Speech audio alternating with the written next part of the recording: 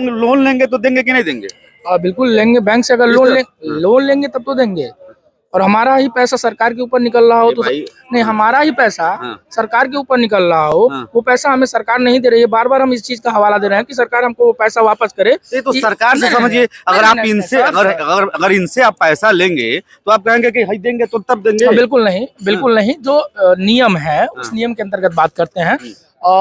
पूरा प्रकरण क्या है उस विषय पे मैं अभी टिप्पणी नहीं करना चाहूंगा। नमस्ते, मेरा नाम आयुष है और आप देख रहे हैं गोरखपुर लाइव।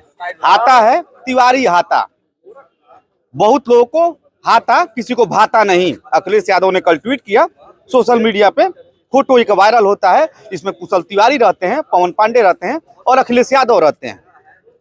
ये हाथा है। अजय राय पीछे हैं, मीडिया से बातचीत कर रहे हैं और एक कार्यकर्ता है, तिवारी परिवार के करीब लोग हैं। नौजवान चूंकि तिवारी परिवार से जुड़े रहते हैं और दलगत भावना से हटा दिया जाए, कुछ लोग कांग्रेसी हैं तो कुछ लोग समाजवादी पार्टी के भी कुछ लोग आए। हाथा जो परिवार है वो समाजवादी पार्टी में है। अजय राय कांग्रेस के प्रदेश अध्यक्ष हैं।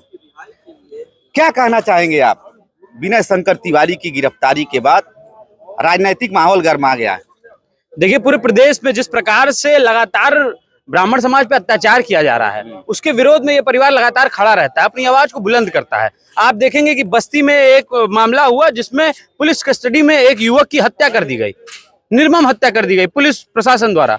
उस परिवार से मिलने भीष्म शंकर तिवारी, कुशल तिवारी जी जाते हैं और जाने के दूसरे दिन ही ये घटना हो जाती है। मतलब आपको लगता है कि बस्ती वाले कांड में कुशल जी जाते हैं, उसके बाद ईडी का छापा हो? देखिए, पूर्ण रूप से ये सरकार चाहती है कि वो ब्राह्मण समाज के वो लोग जो यशमैन बन करके चुप रह करके इनकी बात इस सरकार की सुन सकते हैं, अपने समाज के खिलाफ हो रहे अत्याचार के खिलाफ आवाज नहीं बुलंद कर सकते हैं, वो लोग उनकी पार्टी में बने रहे और उनके खिलाफ कोई कार्रवाई नहीं होगी। लेकिन जो लोग अपने समाज की बात करते हैं, अगर वो उनके खिलाफ आते हैं, वो आवाज उठाते हैं, तो उनके ऊपर कार्रवाई हो जाती है। आप बताइए, लगातार इससे पहले भी छापे पड़े हैं, कुछ नहीं निकलता है, उसके बावजूद लगातार आप छापे डालते हैं, इसका कहीं कोई औचित्य नहीं है। और उत्तर प्रदेश के मुख्यमंत्री पहले से आदमी जानता है कि हाथा और मठ की एक रार रही है, एक लड़ाई रही है।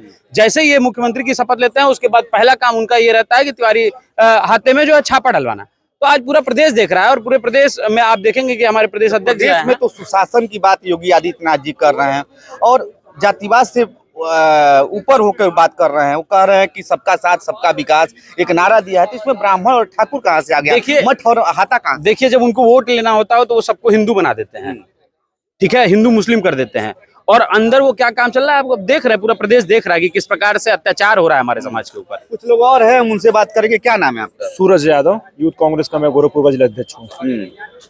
ये जो पूरा मामला है, ईडी के द्वारा ईडी छापा मारती है, फिर गिरफ्तारी होती है विनय शंकर तिवारी को, का क्या कहना चाहेंगे? ये राजनीतिक प्रताड़ना है। उत्तर प्रदेश के मुख्यमंत्री योगी आदित्यनाथ इस परिवार के ऊपर सोची समझी साजिश के तहत एक रणनीति के आधार पे इस परिवार को प्रताड़ित कर रहे हैं। ये बेहद ही दुखद है। तिवारी परिवार से जुड़े हुए सभी नौजवान, युवा, कार्यकर्ता, चाहे जो सामाजिक संगठन है, दुखी हैं।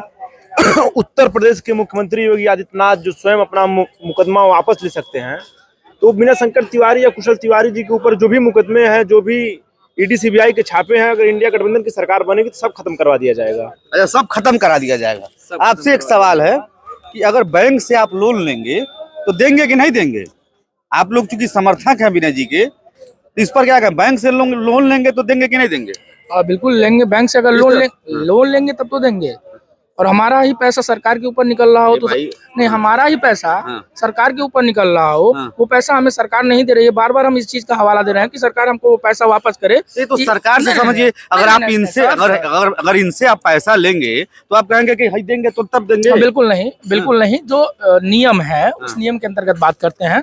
पूरा प्रकरण क्या है उस विषय पे मैं अभी टिप्पणी नहीं करना चाहूंगा, क्योंकि ये कोर्ट में विचाराधीन है। तो एक सामाजिक और एक नागरिक होने के नाते मेरी जिम्मेदारी नहीं है कि मैं कोर्ट के जो विचाराधीन फैसले उस पर टिप्पणी करूं। लेकिन जहां तक मेरी अपनी समझ है वहां पे वापस चले आते हैं। बैंक का मामला क्या है क्या नहीं है ये कोर्ट पे छोड़ देते हैं। लेकिन जिस प्रकार से एक पक्षता पूर्वक कार्रवाई सरकार की एजेंसियों द्वारा किया जा रहा है, ये गलत कार्य है। जी, ईडी द्वारा कहा गया कि विनय जी और इनका परिवार जो है सहयोग नहीं कर रही थी जांच में। अरे सर, कैसा सहयोग मांगते हैं आप? तो मैं तो जान रहा हूँ, जब से 3-4 बार छापे पड़ चुके हैं और पूरी तरह से कोऑपरेट करता है तिवारी हाथा परिवार। और 12-12 घंटे तक छापा चलता है और कुछ भी नहीं मिलता आपको। प्रूफ के तौर पे क्या मिला? 3 बार तो मेरे क्या आपको लगता है कि इससे ब्राह्मण समाज नाराज हो जाएगा? देखिए, बात ब्राह्मण समाज या किसी समाज की नहीं है।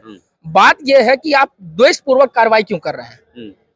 भाजपा के अंदर जो भी नेता शामिल होते हैं, क्या वो वॉशिंग मशीन में धुल जाते हैं? किन नेताओं की मैं उंगलियों पे नाम गिनाऊं? उंगलियां मेरी कम पड़ जाएंगी अगर मैं नेताओं के नाम गिनाने लगूं। देश से लेके और राज्य सरकार तक नाम गिनाऊं।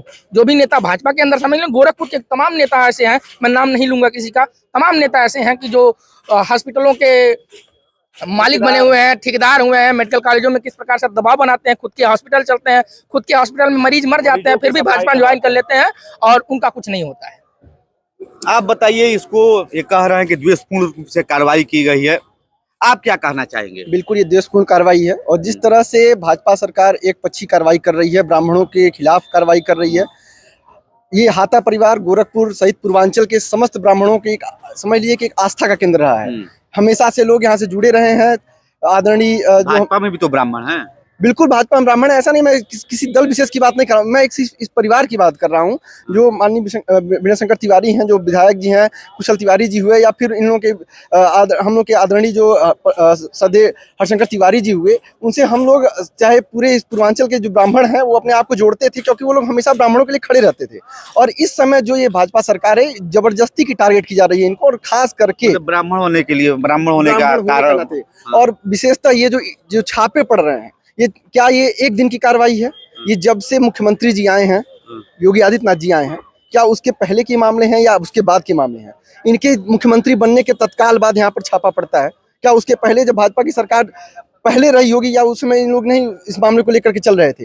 अन्य सरकारें इस मामले को लेकर के नहीं चल रही थी। मुख्यमंत्री बनते ही और बैंक निकल के आता है, ईडी निकल के आती है। क्या ईडी जिस दिन मुख्यमंत्री जी बनते हैं, शपथ ग्रहण लेते हैं, क्या ईडी उसी दिन स्थापित होती है? ईडी पहले से चल रही है, ईडी को पहले से भी कार्रवाई करनी चाहिए। ईडी को अगर कुछ मिलता तो मिलता, कोई एक सबूत नहीं, एक साक्ष्य नहीं मिलते हैं, और उसके बाद आप हर दूसरे महीने आप छापा मारते हैं और उस परिवार को बदनाम करने का प्रयास करते हैं। जो परिवार यहाँ पर ब्राह्मणों के लिए खड़ा रहता है, जनता के लिए खड़ा रहता है, सामान्य जनता के लिए खड़ा रहता है, और सिर्फ एक, मैं अभी वर्ग विशेष की बात नहीं करूंगा, मुझे लगता है कि जो वर्ग प्रताड़ित होता है उसके लिए परिवार खड़ा रहा है, परिवार खड़ा रहा है जी। तो ये तिवारी परिवार के समर्थक हैं और हम लोग तिवारी हाथा पर हैं। अजय राय आए हैं, उन्होंने कहा है कि साफ की योगी आदित्यनाथ की सरकार जो है, पहले भी योगी जी से अदावत रहती थी और इसीलिए इस सरकार ने हाथा पर छापा डलवाया और विनय शंकर तिवारी को जेल भेजवाया।